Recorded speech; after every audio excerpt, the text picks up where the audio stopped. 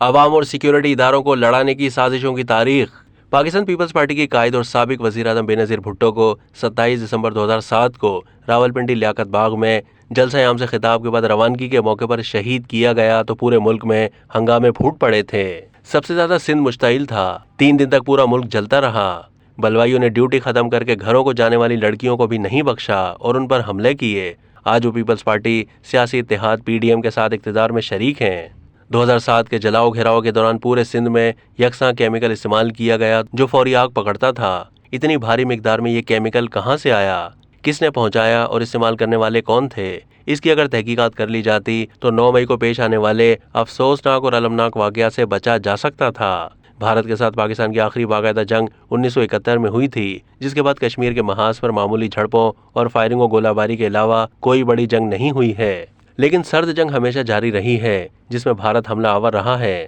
پاکستان کے شہریوں اور قصبوں میں کلبھوشن جیسے جاسوس اور سلیپنگ سیل اپنا کام دکھاتے رہے ہیں۔ سوشل میڈیا کی ایجاد کے بعد تو فزیکل موجودگی بھی ضروری نہیں رہی، منفی اور زہریلے پروپیگنڈے کے ذریعے ہی کام چل جاتا ہے۔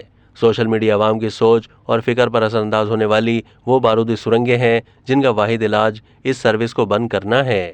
لیکن بندش کے منفی اثرات پورے سماج اور معاشرتی زندگی کے علاوہ معیشت پر بھی مرتب ہوتے ہیں۔ 9 مئی کے ہنگاموں کے بعد اس پابندی سے اربوں روپے کا نقصان ہوا ہے۔ پاک فوج کی قیادت نے 9 مئی کو فوج اور عوام کے درمیان تصادم ایک مرتبہ پھر بڑے صبر و تحمل کے ساتھ روکا ہے۔ ہنگاموں کے دوران افواہوں اور غلط خبروں کا زحام عوام کو مشتعل کرتا رہا، لیکن فوج اور عوام دونوں نے دشمنوں کی یہ سازش ناکام بنا دی۔ پاکستان کو کشمیر بنانے کی خواہش تو بہت پرانی ہے۔ 1951 میں وزیر اعظم خواجہ ناظم الدین کی حکومت تھی۔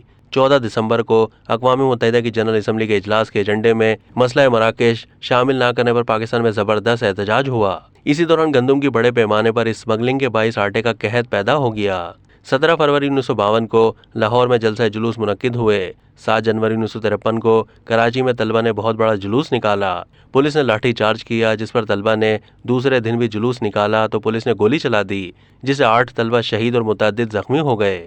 اس تحریک نے سیاسی رخ اختیار کر لیا اور وزیر اعظم خواجہ ناظم الدین کی برطرفی کا مطالبہ زور پکڑ گیا۔ جلسہ جلوس معمول بن گئے۔ پولیس فائرنگ سے 2 روز کے دوران جاں بحق ہونے والوں کی تعداد 27 ہو گئی۔ حالات پر قابو پانے کے لیے کراچی میں کرفیو لگانا پڑا اور فوج کی مدد بھی حاصل کی گئی۔ خواجہ ناظم الدین حکومت نے سابق وزیر اعلیٰ سندھ ایوب کھوڑو اور سابق وزیر قاضی فضل اللہ کو بالترتیب 6 اور 4 سال کے لیے تمام سرکاری عہدوں اور اسمبلی کی رکنیت کے لیے نااہل قرار دے دیا۔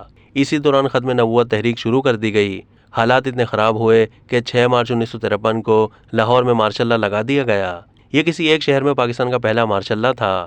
گورنر جنرل غلام محمد نے خراب حالت کا فائدہ اٹھاتے ہوئے 17 اپریل 1953 کو خواجہ ناظم الدین کی حکومت ہی برطرف کر دی۔ اب 70 سال کے بعد 9 مئی کو لاہور، پشاور اور دیگر شہروں میں جو افسوسناک واقعات پیش آئے ہیں، اسے عوام اور سیکیورٹی اداروں کو ایک دوسرے کے مد مقابل لانے کی سازش قرار دیا جا سکتا ہے، جسے اداروں اور عوام نے مل کر ناکام بنا دیا ہے۔ اب تک کے لیے اتنا ہی۔ مزید معلومات کے لیے ڈیلی جنگ کے YouTube چینل کو سبسکرائب کیجیے۔